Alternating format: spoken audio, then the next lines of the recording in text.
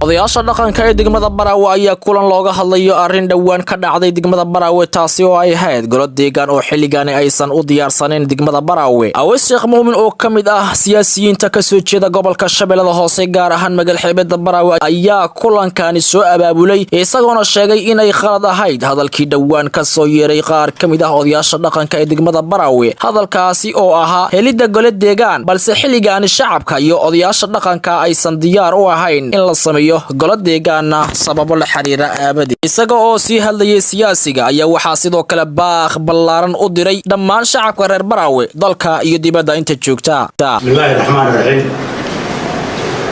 Alhamdulillahi Rabbil Alamin. Sallallahu ala sayyidina Mawlana Muhammadin wa ala alihi wa sahbihi wa sallam ajma'in. Assalamu alaykum wa rahmatullahi wa barakatuh. Alaykum assalam wa rahmatullah.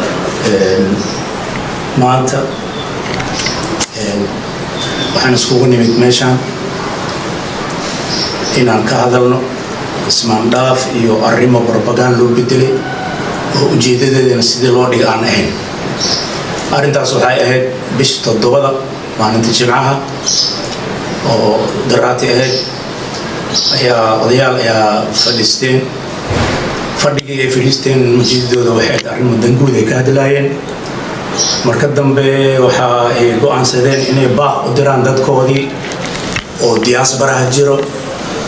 iyo kuwa xamar jooga iyo mas'uuliyiintoodii oo xamar meela kala jooga. kolka arrintii ay ka hadleen waxay ahayd arrin oo ujeedadiisi aanan ahayn in dad diyaar u ah oo samaystay qaab oo golo deegaan lagu dhisan karo. waayo ay laftirkooda hore warbixin ugu bixiyay in golo deegaan Baraawe hadeertaan macquul ahayn sabab oo la ogyahay awgeed. sidaa daraadeed hadda waxay go'aansadeen in ayagoo wada jir ah maadaama oo dad fara badan oo isla tolkiila ah oo arrintiisi kala u bedeleen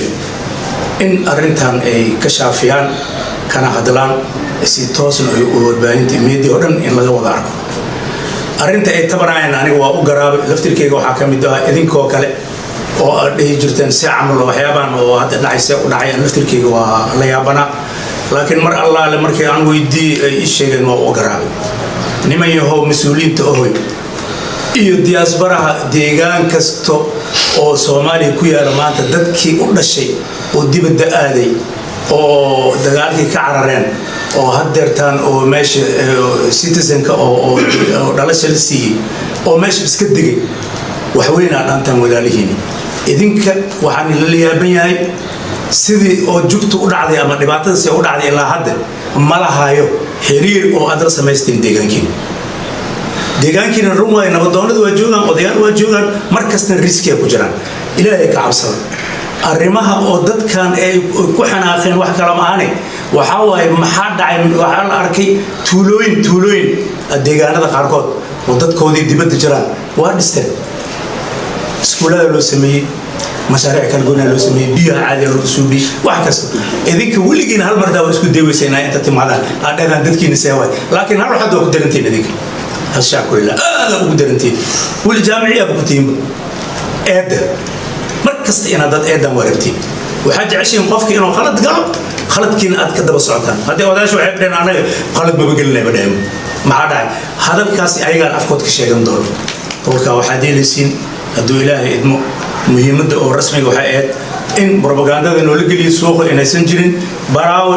waa deegaan oo ka mid ah deegaanada kale wuxuu ka tirsan yahay maamulka Koonfur Galbeed mas'uuliyiinta ugu sarreeysan deegaankan ay u dhasheen ka yaabina in waxaysan ayaga ogeyn anaga aan sameeyno ma samayn karnaba kulligeena waa isku mid ah hadda ka bacdina hala sameeyo in la iska warqabo oo la isku xirnaado odayaasha intii la eedeelahay hala la hadlo maxaan sameeynaa hala dhaweeyo. Wassalaamu calaykum warahmatullahi. sidoo kale waxa isagana dhankiisa ka hadlay nabadoon Abuukar Gamelo oo sheegay inay dib u saxaan hadalkii ka soo yeeray qaar kamid ah odayaasha dhaqanka ee degmada Baraawe hadalkaasi oo ahaa in la sameeyo golo deegaan. Bismillahir Rahmanir Rahiim. maanta waxaan joognaa degmada Baraawe waxaan ku jirnaa hotelka Aweys Sheekh Muumin ayaan joognaa waxaana maanta ka hadlaynaa arrimo shalay ama daraad ka dhacday degmada Baraawe oo odayaasha degmada ay sheegeen arrimo oo hadda diyaar loo ahayn muhiimna ahayn waqtigeedana dhiman yahay in isku soo urursadeen qaar ka mid ah ay jeediyeen in degmada Baraawe loo baahan yahay maamul oo ah dowladda hoose. wallay aniga waxaan ahay nin oday ah 85 jir ah dowladda hoosena ilaa heer isbitaal kaaba ka gaaray waqtigii kow la qorayna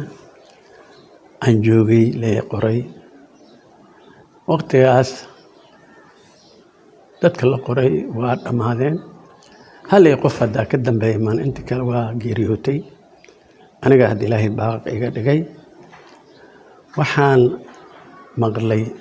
ama dhigtayda soo gaartay in odayaasha ka hadleen in waqtigan loo baahan yahay in dowladda hoose la dhiso maamulkeedii la dhiso. horta kulley odayaal waa iska gafaan waa gaftiina lama dhihi karo mas-uul waaye laakiin xilli loo baahneen ayay ku dhawaaqeen arrintaas taas ayaan soo taagay inaan beeneeyo waqtigeedana la joogin hilba haddii basaal yihiin waa la cunaa laakiin haddii ceeran yihiin waqtigeedaa la sugaa. aniga waxaan qabaa dowladda federaalka ama koonfur galbeed ka codsanayaa in waqtigeeda markii la gaaro arrinta bislaato in loo dhiso maamul dowladeed laakiin hadda mana u baahneen waqtiga dhiman. waxaan aad ugu xumahay arrintaas waa baxday miidiya gashay in arrintaas waxba ka jirin hadda xaadirka ah loo baahneen golo degaan in degmada Baraawe laga dhiso sabab jira awgeed. waxaan ka codsanayaa ama u soo jeedinayaa dowladda hoose dhismadeedii ma yara way ballaaran tahay laakiin waqti baa leedahay oo munaasib ah oo loo baahan yahay waqtigaas ayaan idin weydiisan doonaa haddii ilaahay dadkan kusoo qayb galeen shirka salaamantan salaam ba adigay maalinta meel ku hadalay shir oo maalin jimco la qabado bisha 7 ahayd la qabado shirkaas la ku hadalay meel ku hadalay shirka qaayl ku kood may walaay on dhan may dhatan hadaas may dhatan la dhahay walaay on dhan oo had inaan iskii sheegno fulaan may dhanne maalin kasta in salooyin nan oo oradaan nolol warsaday ma jir qaayliin mufadaan un deegaan in la dhis mufadaan in deegaan la hada weel mufadaan qaayliin deegaan ma ogol un weelaan qaayliin na wal dhiga darwaan marka may fikirne horta shacabka iyo dadkii oo madaxda oo dibadaha jira dhammaan shacabka deegaanka iyo nakii oo dibadaha iyo dadka oo madaxda oo helwaano ahayn marka nafta qaayliin uu la qaayliin in ogolan iyo in ogolan ma nafta kalkaas waynu ma weelna inaan oo meeshin noo jira nafta ogaan markadaas idan mo wal ma dhan ma dhan hadaas idan laakiin una la qaayliin deegaankan golo deegaan ma ogolsano waqtigay maldiin wadankada yaala agra un la dhaay nakal warni ka daray waay marka may dhan marka dadka intee noo jiraan dhinmina noo jiraan nafti wani ogolsanane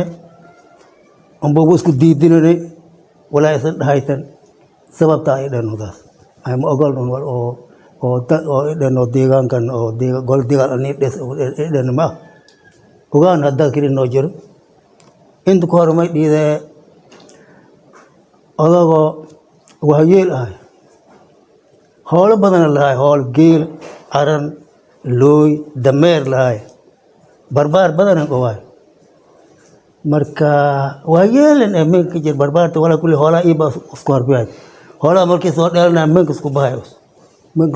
kooy hoolaa sibiiri dameeradu kooyte geela uu soo dheelay aragku kooyis weelad yaa kal dhalo markii dheene baaba ad uunba joogne libad ka jar ammaanka jar wala kulli uunba asturayne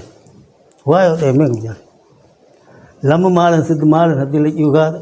sugaa ammaanka dhugsudaa geela soo koortee soo weer arang soo jalay yoonaa dameeradu soo jalay yoonaa dhugsudaa jaaka may hoolii soo jalay ilaa ish la joog dameer ma yoon na wal sheegay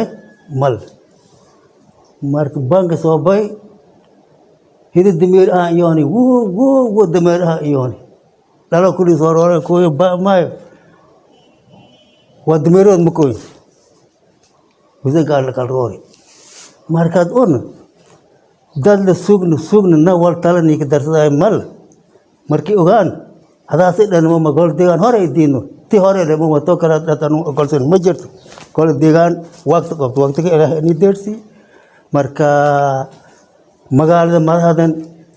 dawladda marta la sikood martu bari sabat martu ko illa dawladda soo guurno oo magaalada maradan inta soo deg gol deegaan wala dhisay ma jir daasi ogaada marka xiriir soo halno dalka dibadda dadku xiriir lahaad meeshii la kala jiriyo meeshii kala is ogaad assalaamu calaykum warahmatullahi wabarakatuh degmada Baraawe ayaa kamid ah degmooyinka qadiimiga ah ee gobolka Shabeellaha Hoose waana degmo caan ku ah kheyraad kala duwan waana magaalo madaxda ee dowlad goboleedka Koonfur Galbeed laakiin wali degmada Baraawe ayaa u muuqan inay xilligan diyaar u noqoto golo deegaan oo maamula ee degmada